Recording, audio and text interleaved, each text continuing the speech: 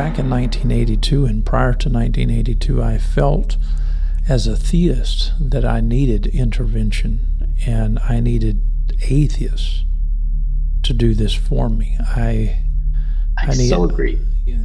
And I will admit that this is why I love atheists being in my life. They have intervened in so many areas of my life. It has given me the ability to grow and move forward.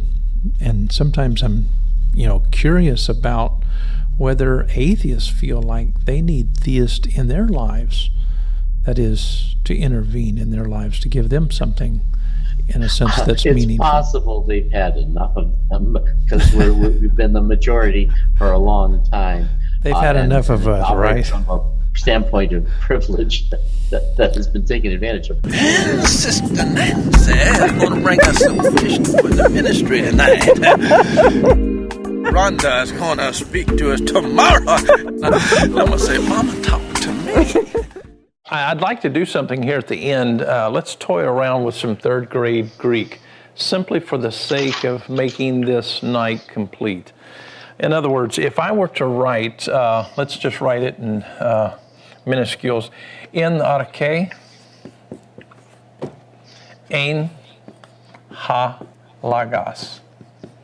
Now, many of you guys have read this before. This is John 1:1. Let's write the second line. Here we have kai ha lagos. Ein proston theon.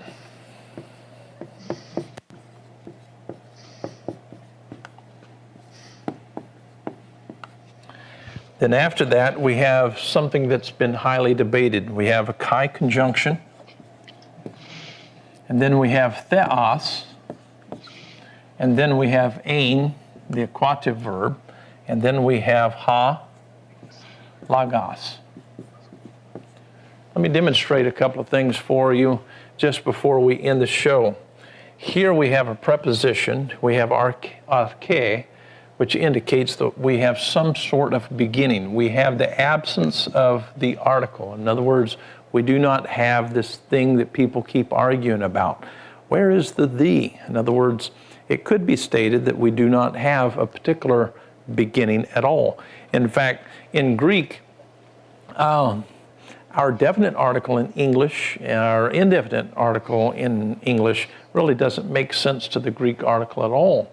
And so in Greek, you simply have an article or not an article, and this can go actually either way, and it depends on syntax.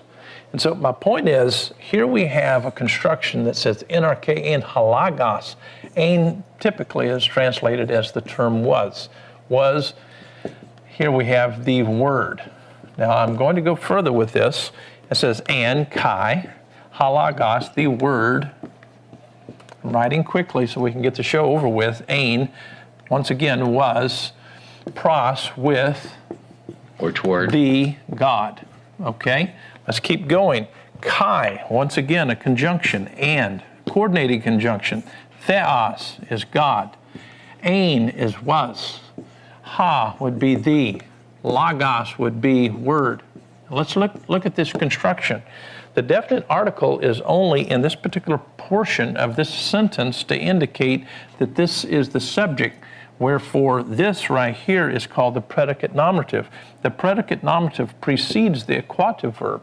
Now, there has been some studies that would suggest that anytime that you have a predicate nominative that precedes an acquative verb, this would be something that would be understood as the God. Well, that's not true, because we have almost 33% of predicate nominatives that are not like that. In other words, we can actually put the indefinite article in front of them.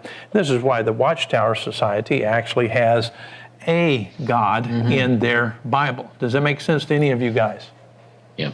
Now, there is another ruling. Hello, Ozzy, come on with me here. Okay, now what the Greek studies reveal is that we should not stop here, but we have a chi conjunction, and the brilliance of these people writing in third grade Greek, this particular person was so sophisticated in the writing.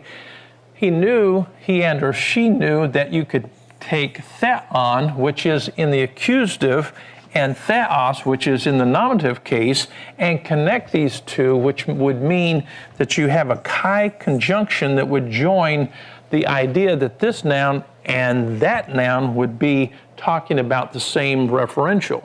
And so whatever this theon is would be identical to this theos.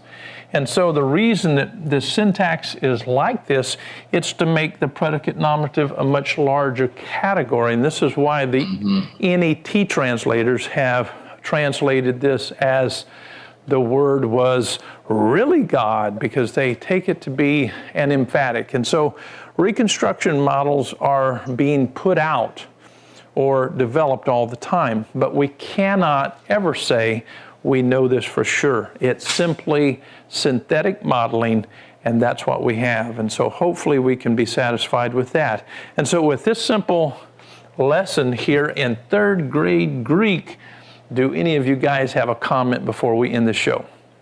Yeah, I think this, as I've been looking at those verses myself, I get the impression they're not even talking about God at all. I so agree. It's a John is using God as a literary device in this. Yes, I agree. Exactly. Yes. And so that basically, man began thinking about the reasons that things are, and then eventually these concepts and these notions of reasons evolved into notions of God. Any other comments before we end the show? I'm definitely going to have to go back and watch that like 3 more times. I love this kind of stuff, though. I really do. I really want to crack the joke that it could just be saying that the first word was God, but anyway. Okay, for some of you guys who are doing lexical work, theos here is what is found actually in your lexicon, and you're going to find theos, and then you're going to find also theou, which would be in the genitive case. Look at your ending. These are both singular. However, this is with an omicron nu, which indicates that this is in the accusative, different case, okay? So what typically you find in a lexicon, when you're looking up a noun, you have to look at the layman. The lexical form is going to be nominative first. You will find your genitive form. Sometimes this part of the term, the stem, is not there, and you will just find the ending after that. So that's what you're looking for. So hopefully you've enjoyed yourself tonight. So good night, goodbye.